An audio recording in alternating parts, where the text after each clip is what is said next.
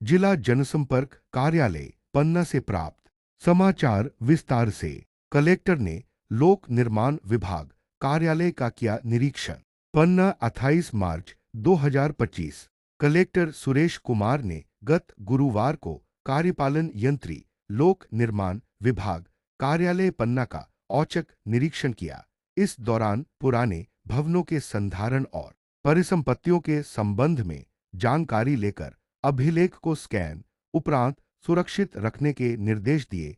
अन्य कक्ष व शाखाओं का निरीक्षण कर अव्यवस्थित रिकॉर्ड व दस्तावेजों को व्यवस्थित रूप से संधारित कर सूचीबद्ध करने के लिए कहा। उन्होंने संपत्ति पंजी का अवलोकन कर कार्यालय परिसर में व्यवस्थाओं का जायजा भी लिया। कार्यपालन यंत्री जे.पी. सोनकर द्वारा जिला कलेक्टर को आवश्यक जानकारियों से अवगत कराया गया। इस दौरान अनुविभागीय अधिकारी अजय मिश्रा एवं संभागीय लेखा अधिकारी शैलेंद्र बहादुर सिंह भी उपस्थित रहे।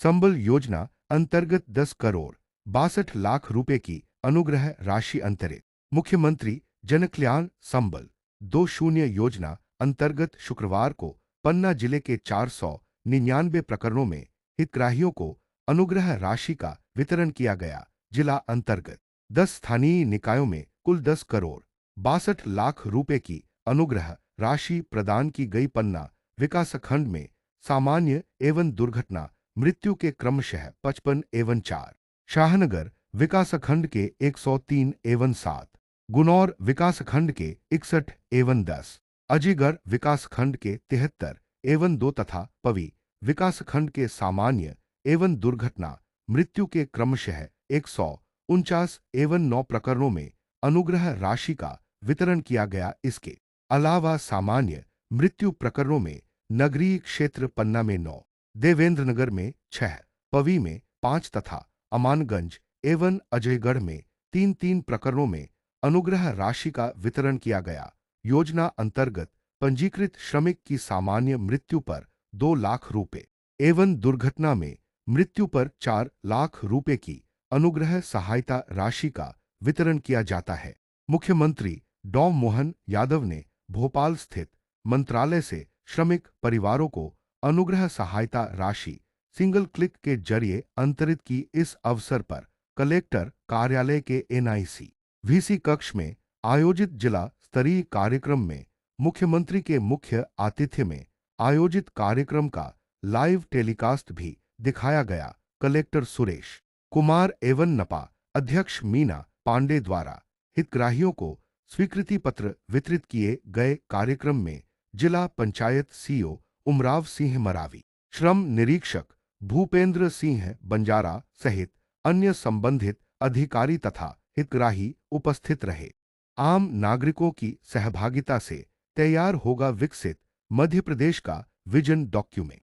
मप्र राज्य नीति आयोग द्वारा आम नागरिकों की सहभागिता से विकसित मध्य प्रदेश 2047 के निर्माण के लिए कार्ययोजना तैयार की गई है।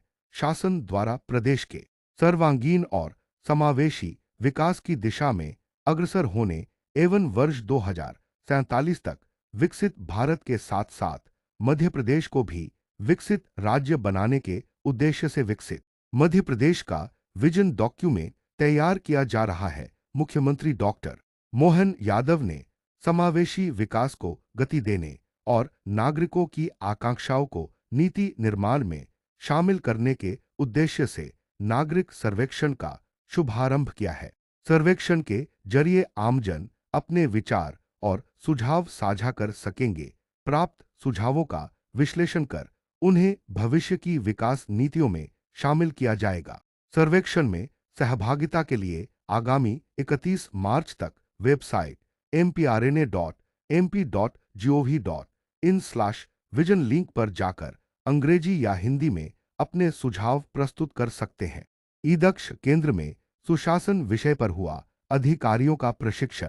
भारत सरकार के प्रशासनिक सुधार एवं लोक शिकायत मंत्रालय दिल्ली के सहयोग एवं प्रशासनिक अकादमी भोपाल द्वारा स्थापित सर्वोत्तम प्रकोष्ठ के अंतर्गत नागरिकों को गुणवत्तापूर्ण सेवा प्रदान करने के उद्देश्य से संयुक्त कलेक्ट्रेट कार्यालय में स्थापित ईदक्ष केंद्र में विभिन्न विभागों के अधिकारियों का 2 दिवसीय प्रशिक्षण आयोजित किया गया। 27 एवं 28 मार्च को आयोजित प्रशिक्षण में सुशासन विषय पर केंद्रित लोक सेवा गारंटी 1 सीएम हेल्पलाइन, सीपी ग्राम एवं शिकायत निवारण प्रणाली के लिए सूचना प्रौद्योगिकी के प्रयोग के बारे में बताया गया। प्रशिक्षण लोक सेवा प्रबंधन विभाग के जिला प्रबंधक पंकज शिवहरे एवं ईदक्ष केंद्र के वरिष्ठ प्रशिक्षक वैभव सोनी द्वारा दिया गया।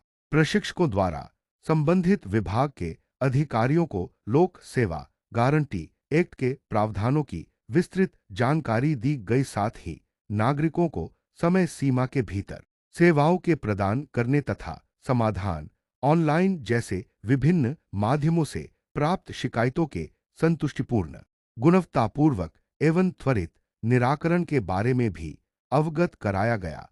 प्रशिक्षण के समापन पर सभी प्रशिक्षणार्थियों को जिला कमांड कंट्रोल सेंटर की विजिट भी कराई गई, जिसमें कॉल सेंटर से संबंधित प्रणाली के बारे में समझाया गया। प्रशिक्षण का मुख्य उद्देश्य संबंधितों को कार्यालयीन कार्य प्रणाली में सुशासन के महत्व हेतु प्रेरित करना था, जिसका लाभ सभी आम नागरिकों को मिल सके। टाउन हॉल में ठोस अपशिष्ट प्रबंधन पर हुआ प्रशिक्षण।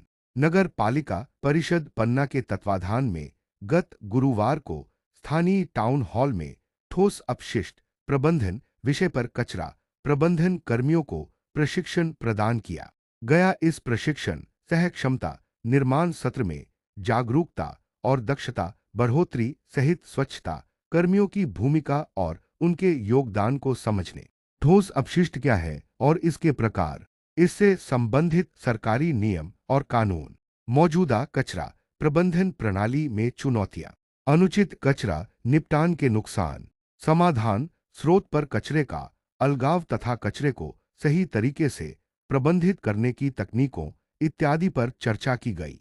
कार्यक्रम में स्वच्छता कर्मियों के योगदान के लिए प्रशंसा प्रमाण पत्र वितरित किए गए। इस दौरान खुले में शौच मुक्त, कचरा मुक्त शहर तथा स्वच्छता सर्वेक्षण से जुड़ी महत्वपूर्ण जानकारी नगर पालिका परिषद पन्ना द्वारा साझा की गई। मुख्य नगर पालिका अधिकारी शशिकपुर गढ़पाले के निर्देशन में इस प्रशिक्षण में स्वच्छता प्रभारी वीरेंद्र चौरसिया, स्वच्छता निरीक्षक हरिओम नामदेव, वार्ड सहायकों, चालक, सहायक, सफाई कर्मचारी एवं अन्य स्वच्छता कार्यकर्ताओं सहित कुल 70 प्रतिभागियों ने भाग लिया। सत्र के अंत में सभी ने पन्ना को स्वच्छ और हरा भरा बनाने की शपथ भी ली।